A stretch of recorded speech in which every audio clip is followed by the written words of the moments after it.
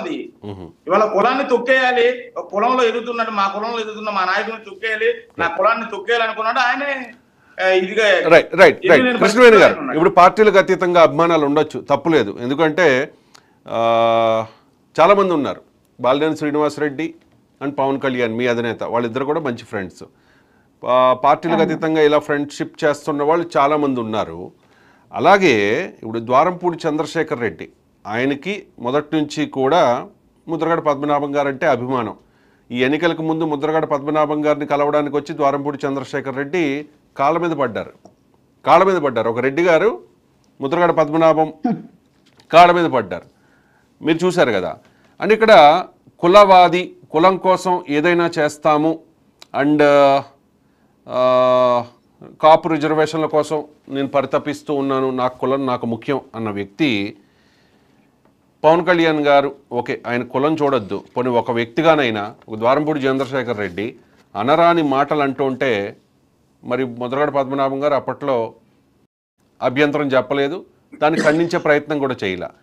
And మీరు గంటా స్వరూప గారు, మానస, ఇంకా చాలా మంది ఉన్నారు, సందీప్ పంచకర్ల, ఇలాంటి వాళ్ళందరూ కూడా ద్వారంపూడి చంద్రశేఖర్ రెడ్డి మీ అధినేత పవన్ కళ్యాణ్ని అనకూడని మాట ఒకటి అంటే, ఆ పక్కనే ఉన్న వంగా గీత గారు నోరు కూడా నొక్కునే మాట, అది అంత ఇబ్బందికరమైన మాట. అంటే మీరందరూ శాంతియుతంగా నిరసన తెలపడానికి వెళితే అప్పుడు ఏం జరిగింది, మీరు ప్రత్యక్ష సాక్షి కదా, మీరు కూడా అప్పుడు ఇబ్బందులు పడ్డారు కదా. నాకు తెలిసి మిమ్మల్ని మీ మీద కూడా దాడి చేశారు, భౌతిక దాడి. ఇవాటికి కూడా కేసులు నడుస్తున్నాయండి. అలాగే ఆ రోజు ద్వారంపూడి చంద్రశేఖర్ రెడ్డి అనే వ్యక్తి ఎంత విధ్వంసకారం సృష్టించాడు కాకినాడలో అన్నది ప్రజలందరికీ తెలుసు. సాధారణంగా తిరిగేటువంటి రోడ్ల మీద తిరిగేటువంటి జనం కూడా హడలెత్తిపోయినటువంటి పరిస్థితి.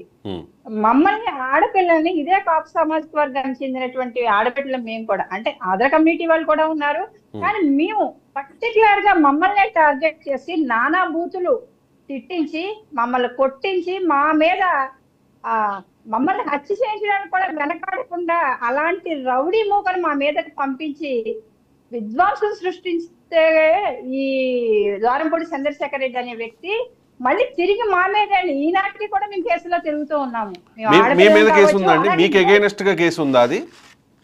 అవునండి, మమ్మల్నే కొట్టించి, మమ్మల్నే తిట్టించి, ఇప్పటికీ కూడా మా మీద బయట ఎన్ని కేసులు పెట్టారంటే అన్ని కేసులు పెట్టారు. అలాగే అవసరస్తులు, మేము ఏదైనా ఒక కార్యక్రమానికి వెళ్తున్నామంటే కేసులను ఎదుర్కొన్నాము. ఆ రోజు జరిగినటువంటి పరిస్థితులన్నీ కూడా చూసారు. ఒక అమ్మాయికి అయితే చెయ్యి విరిగిపోయింది, మానసాకైతే చెయ్యికి కూడా ఫ్రాక్చర్ అయింది ఆ రోజు.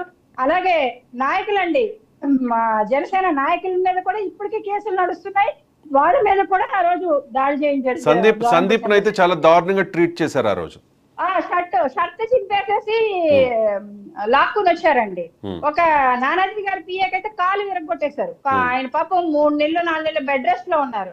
పంతో నానాజీ గారి మీద కావచ్చు, అందరి మీద, దుర్గేష్ గారి మీద కావచ్చు, అందరి మీద కేసులండి. మొత్తం ఆ నాయకులందరి మీద, జన సైనికుల మీద, కమ్యూనిటీలకు అతీతంగా మేము కాపు సామాజిక వర్గం ఒక్కరనే కాదు, అందులో ముస్లిం అబ్బాయిలు ఉన్నారు, బీసీ సామాజిక వర్గానికి చెందిన, అంటే పవన్ కళ్యాణ్ గారి మీద ఎవరైనా ఒక మాట అన్నారంటే అన్ని కమ్యూనిటీలకు సంబంధించి అందరూ స్పందిస్తారు. కాకపోతే ఆడపిల్లల్లో మీ కమ్యూనిటీకి చెందిన వాళ్ళు ఉన్నాం కాబట్టి కాపు మహిళగా మాట్లాడుతున్నాము. ఆ రోజు ఒక్క మాట అండి, మా కాపింటే ఆడబిడ్డలని ఇలాగ కొట్టారు, ఇలా తిట్టారు, నానా బూతులు తిట్టారు, ఇదే పద్మనాభం గారు. కానీ మిగతా కాపు నాయకులు ఎవరు కూడా మాకు సపోర్ట్ చేయలే ఆ రోజు. ఇంకా తిరిగి మా మీద ట్రోలింగ్, అంటే తిరిగి ద్వారంపూడి చంద్రశేఖర్ రెడ్డి ఇంటి మీద మేము ఏదో దాడికి వెళ్తున్నాము అన్నట్టు, వెళ్ళితే మా మీద కేసులు పెట్టారన్నట్టు తీసుకొచ్చి తిరిగి మమ్మల్ని ఇన్ని రకాలుగా ఇబ్బందులు పెట్టి మా అధినేతను తిట్టిందే కాకుండా, ఆయన నానా దుర్భాషలు ఆడి ఆయన తల్లిని అవమానించి తిట్టిందే కాకుండా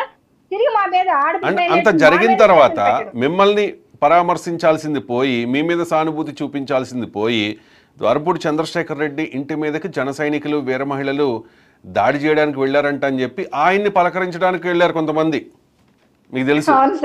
వాళ్ళు కూడా ఓడిపోయారు ఆయన కూడా ఓడిపోయారు. అంటే జక్కంపూడి రాజా గారు వాళ్ళు వెళ్ళారు.